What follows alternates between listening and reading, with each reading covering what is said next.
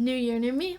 Well, different me for now. Marissa was kind enough to let me take over Sleepless Sheep this week to chat with you guys about some of my favorite kinds of games. Honestly, I wasn't much of a gamer until I met Marissa. Just Pop Tropica and Vantage. Bonus points if you know that one. But she's big on helping people find their niche. And for me, that was a lot of narrative or story based games. For this video in particular, I wanted to talk about some mystery games since I've been absolutely loving playing them. For the purpose of this video, I tried to stick with mostly smaller games, with the exception of the last two, that maybe you haven't heard of, since one of my favorite things about watching Marissa's videos, or talking to her about games in real life, is that she always has suggestions that I've never heard of. That being said, don't count out Ace Attorney, Nancy Drew, which I still haven't been able to try, or anything else especially well known. Alright, here goes my 5 suggestions for mystery games that'll have you on the edge of your seat. The first game on my list is called Jenny LeClue. I first found out about this game through a targeted Instagram post with indie Switch game recommendations, and I'm so happy that I did. Produced by Mo Graffi, Jenny LeClue is the perfect fun game to pass some time, and it's great for all ages. Like many mystery games, this is a narrative click and point where players get to explore the town of Arthurton and a large array of intriguing and suspicious characters that help or hurt Jenny on her quest. The world building within this game is absolutely magnificent, and each area is beautifully designed and rendered.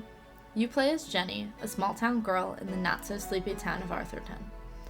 Early on in the game, we find out that her mother is a detective who gets accused of murder.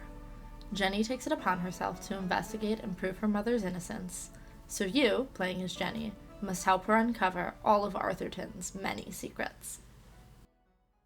This game is available on Switch, Apple Arcade, and PC. The only negative that I had while playing it was that it ended on a pretty severe cliffhanger. In 2021, the official Jenny LeClue Facebook page said that they were in production for a sequel, but since it's a small group of developers, fans will probably be waiting for quite a while. If you're still interested in trying out the first one, be sure to check out Instagram or X, since the Jenny LeClue pages are still very active, and they post about Steam and Nintendo store sales regularly.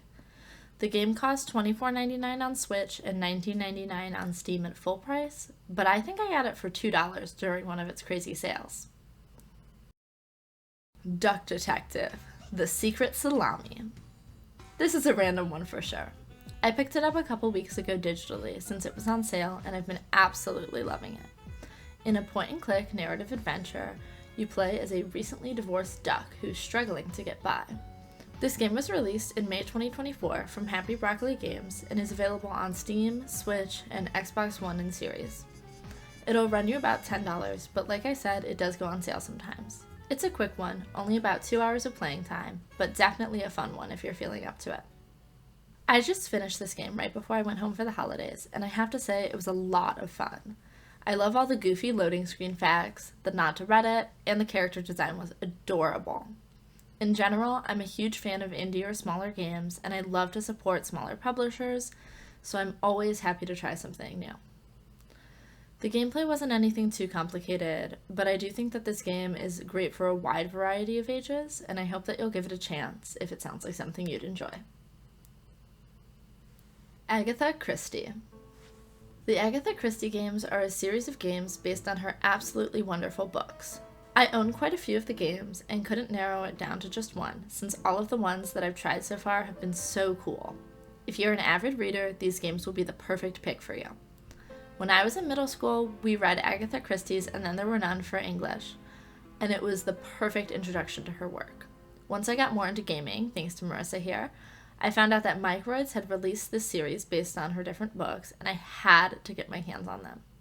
All of them are similar gameplay, point-and-click mystery games, where you become the detective and work out the mysteries yourself. The first game I started out with was ABC Murders, but you could really start with any. There's no particular order.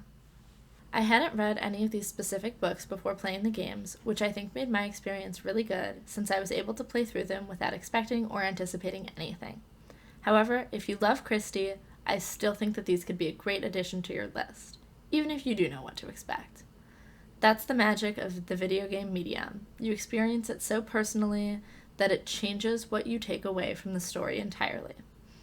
According to Agatha Christie's website, the games are faithful to the central plot, but include additional elements to keep even the most well-versed readers intrigued. The games are available on PC, Switch, PlayStation 4 and 5, Xbox One, and Series. Personally, I enjoyed playing on my Switch.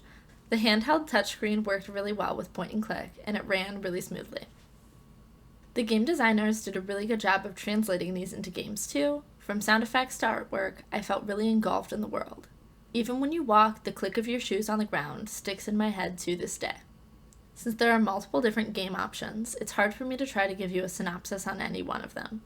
That being said, you can definitely look at summaries of the stories to see which one piques your interest the most. Or, if you're like me, you can just play whichever one you stumble across first at your local store.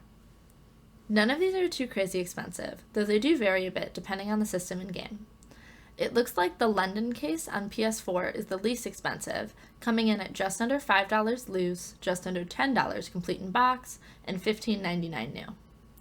Murder on the Orient Express on Switch is the most expensive, around $55 no matter how you get it. I've seen various copies of different games on a couple different systems at my local disc replays and even GameStops, so they haven't been too hard to track down. The Murder of Sonic the Hedgehog. The Murder of Sonic the Hedgehog was such an adorable game, and it's completely free to download through Steam. While this isn't a problem for most people, this did mean that I had to wait to be able to try it out, since I personally only own a sad MacBook from when I was in high school, which would definitely overheat if I tried to run Steam on it. I actually heard about this for the first time when I went to Sonic Symphony, and then pestered Marissa for months to let me borrow her PC for a couple hours to play it. The game is mostly a point-and-click visual novel, but there are some elements of platformer added in, which stay true to the Sonic franchise. One of the main things that made me love this game was the adorable art style and costumes. The game was originally released on March 31st, 2023, to line up with April Fool's Day.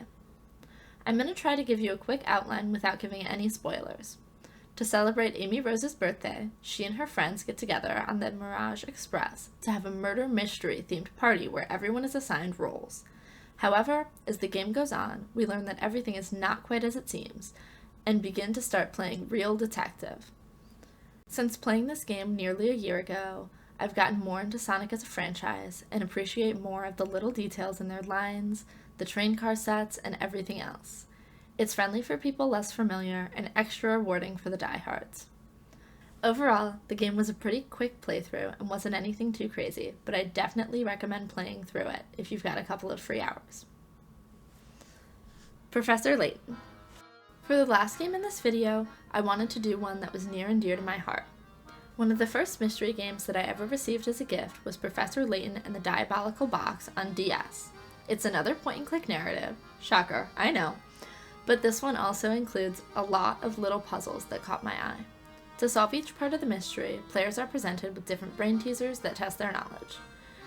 This specific game is pretty accessible, running for about $11 loose or $12 complete in box, and I've seen it pretty regularly at my local disc replays and other used game stores. The Professor Layton series has tons of different games to choose from, including some new ones on Switch, like this one that I picked up when I visited New York this past summer.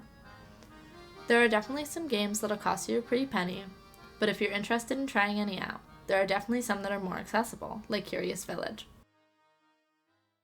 Professor Layton in the New World of Steam is also set to come out sometime this year on Switch, and is a sequel to Professor Layton and the Unwound Future, so definitely keep an eye out for that one. Much like the Agatha Christie series, the games are very similar in gameplay across the different titles, so I'd recommend looking at storylines to find out which one is most interesting to you.